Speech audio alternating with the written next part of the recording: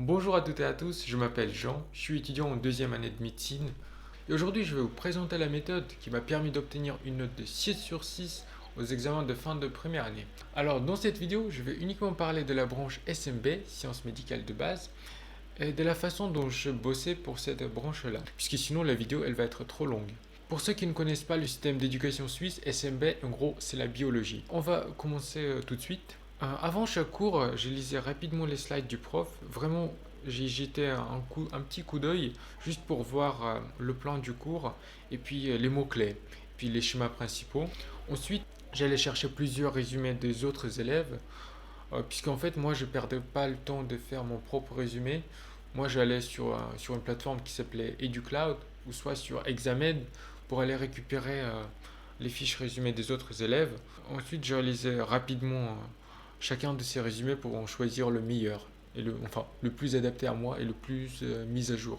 J'ouvrais la vidéo du prof à ma gauche, un programme qui s'appelle Notion pour la prise de notes à ma droite. Au fur et à mesure que le cours avance, moi je m'invente des questions. Ces questions, elles portent sur ce qui est écrit dans les slides ou ce qui a été dit par le prof. Ce qui a été dit par le prof, ça peut tomber à l'examen final, donc du coup, vaut mieux le noter. Le prof, il fait sa présentation et moi, tranquillement, je mets sur pause si nécessaire et moi, je prends des notes sous forme de questions. Par exemple, le prof, pendant l'introduction de son cours, il a dit que l'artère coronaire est nécessaire pour irriguer le myocarde. Et pour transformer ça dans une question, moi j'ai juste caché la dernière partie de la phrase par 3 points. Le chiffre 1 veut dire qu'il faut que je me rappelle d'un élément de réponse. Ensuite, sur la deuxième slide du prof, c'était marqué les éléments du système circulatoire, cœur et vaisseau. Et donc, pour transformer ça dans une question, j'ai mis élément du système circulatoire, point d'interrogation, et puis entre crochets, j'ai mis 2. C'est-à-dire que je m'attends à 2 éléments de réponse. Et voilà. Donc cœur et vaisseau. Et ainsi, je faisais ça pour tout le cours. Enfin, j'ai essayé. Et si pour un élément du cours ou pour un concept, j'arrivais pas à inventer une question, bah, je me disais que cette notion-là est bien trop difficile et donc je la laissais tomber. Également, je me permettais d'insérer des images comme ça et puis je leur faisais référence dans une des questions. Voilà, par exemple, cette image-là, cette radiographie du cœur, du thorax. Comme question, je me suis posé que peut-on observer sur la silhouette droite et gauche du cœur. Dans la réponse, j'ai mis carrément une image que j'ai annotée moi-même. J'ai mis des éléments de réponse là. Donc, au début, j'ai réécrivé vraiment tout ce qui a été écrit dans les slides. Par exemple, ici, vous pouvez voir que j'ai réécrit cœur et vaisseau, alors que dans mes fiches qui sont faites un peu plus tard dans l'année, où j'avais pas trop le temps à recopier, moi, j'allais faire directement des screenshots dans les slides du prof pour les insérer directement dans les réponses sur Notion. Donc, j'insérais vraiment comme ça. Voilà. Donc, je faisais comme ça. Et à la fin, j'avais environ 30 à 50 questions par cours. Une fois le cours fini, moi j'allais le noter dans un programme qui s'appelle Numbers. C'est un analogue d'Excel. Et donc je mettais le nom du cours, le nom de prof que j'ai effacé pour des raisons de privacy, la date du cours, et puis le type de fiche, je mettais uniquement le programme dans lequel la fiche a été faite. Bah, dans ce cas-là, il a été fait dans Notion et dans Anki, dont je vais vous parler un peu plus tard. Et s'il y avait des exercices, non. Bah, dans ce cas-là, non. S'il y avait le backup, ouais. Donc j'ai sauvegardé. Donc j'ai fait l'export de ce cours. Je le sauvegardais sous le format PDF. Et puis je le mettais sur l'iCloud et puis également sur le disque dur. Ouais. Comme ça, je m'assurais que même s'il y avait quelque chose qui n'allait pas avec Notion, moi j'avais toujours une copie quelque part. Sur cette partie-là, on va revenir un peu plus tard. Ok, maintenant, on a fait notre petite fiche résumée. Qu'est-ce que je faisais ensuite? J'essayais de répondre à chacune de ces questions. Je prenais mon temps et puis j'étais comme ça. L'artère coronaire est nécessaire pour... j'essayais de répondre. Si je ne me souvenais pas de la réponse, j'allais la regarder. J'allais la mémoriser, la comprendre. Puis ensuite, je fermais la réponse. Et puis j'essayais de réciter ce que je viens de lire. Je pouvais faire ça, soit je répondais dans ma tête, soit je le faisais à la voix haute, ou soit je faisais carrément un schéma sur un bout de papier. J'allais répondre directement à ces questions sans regarder les réponses avant.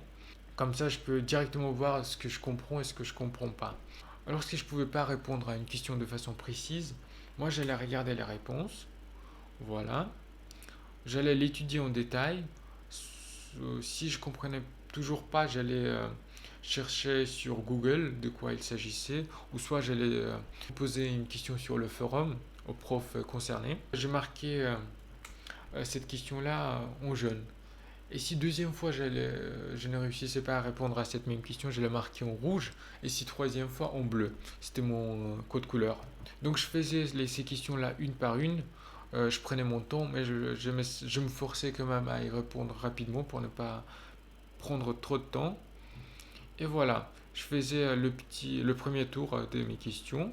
Et ensuite, je faisais le deuxième tour, mais en répondant uniquement cette fois-ci à des questions marquées en rouge, soit en jaune. Voilà. Donc le soir même, je faisais deux tours de ces questions-là. Et ensuite, une fois que j'ai fini tout ça, moi j'allais sur un programme qui s'appelait Anki. C'est un programme pour faire des flashcards.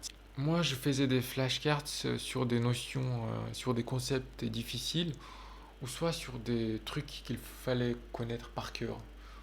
Il fallait connaître un peu bêtement par cœur, quoi. Voilà.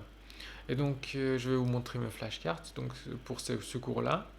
Moi, j'essayais de faire environ 15 à 20 flashcards par un cours, puisqu'il ne faut pas en faire beaucoup, puisque sinon on ne va pas s'en sortir. Donc, il faut vraiment se concentrer sur des éléments importants de ce cours-là. Donc, par exemple, sur le cours d'anatomie du système cardiovasculaire, moi j'ai eu 14 cartes. Et puis, c'était des cartes comme ça. Voilà, je vais vous montrer. Par exemple, voilà, c'est à ça que ressemble une carte. Diamètre des capillaires, c'est 8 à 10 microns. Voilà.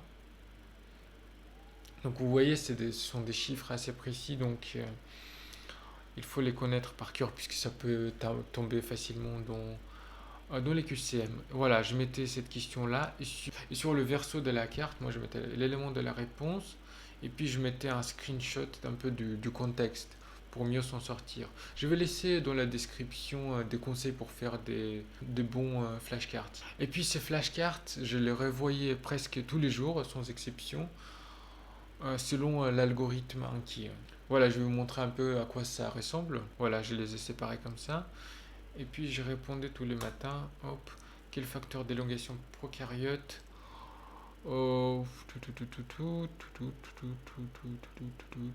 Moi je dirais que c'est EF2. C'est EF2. Yes. Du coup, moi j'ai bien répondu. Et après, selon si j'ai bien répondu à cette carte-là, le programme il va déterminer le prochain visionnage de cette carte-là. Par exemple, maintenant je l'ai bien récité, donc je peux mettre good et je vais le revoir dans 2 mois. Voilà, quelle articulation carpométacarpienne sont des arthrodies? Moi je dirais 1 et 5. Maintenant je me suis trompé. Donc ça c'est 2, 3 et 4. Donc moi je vais mettre again et je vais la revoir dans 30 minutes. Maladie de Tay-Sachs a une transmission autosomique récessive. Voilà, j'ai bien répondu, je m'égoutte. Et voilà, comme ça je faisais... et comme ça j'ai révisé toutes les cartes que le programme proposait. Et pour finir, maintenant je vais vous dire comment je m'organisais pendant la période de révision, que ce soit pendant la période de vacances ou pendant la période de vraie révision pour les examens finaux, c'est-à-dire pour les périodes de révision en mai. Dès que j'avais un peu de temps pour réviser, moi j'ouvrais Numbers et je regardais quel cours était le plus ancien et le plus difficile. Et moi je le revoyais en priorité. Ah, maintenant, je vais vous expliquer que veut dire R1, R2, R3. C'est le premier passage sur le cours. R2, c'est le deuxième. R3, c'est le troisième. Et voilà, ainsi de suite. Et qu'est-ce que voulait dire un passage pour moi? C'est lorsque je réponds complètement à cette liste de questions-là. Donc, une fois que j'ai répondu à tout ça, moi, j'allais marquer la date de ce passage sur ce cours et puis la couleur. Et ici, j'avais aussi un code couleur particulier. Vert, ça veut dire que je maîtrisais assez bien ce cours. Jaune, c'est qu'il fallait le revoir avant les examens. Et puis le bleu clair, ça voulait dire que je répondais uniquement à des questions marquées en jaune, rouge ou bleu. Donc, comme vous pouvez voir, pour les cours difficiles, il y a eu beaucoup de passages. Pendant les périodes de révision, je faisais pas de planning précis, puisque pour moi c'était une perte de temps et puis je n'arrivais pas à le respecter à chaque fois.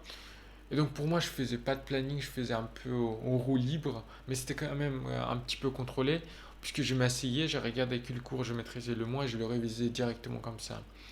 Pour conclure, je veux bien insister sur le fait que cette méthode-là, elle a bien marché pour moi, mais elle peut ne pas bien marcher pour vous. Donc c'est à vous de décider si vous voulez l'appliquer ou pas. Pour moi, cette méthode-là, elle était assez simple et efficace. Elle prenait pas trop de temps et puis voilà, ça me permettait de réviser de façon un peu plus ludique. S'il vous reste encore des questions, vous pouvez lâcher un petit commentaire en bas. Je vais essayer d'y répondre si j'ai le temps. Au revoir.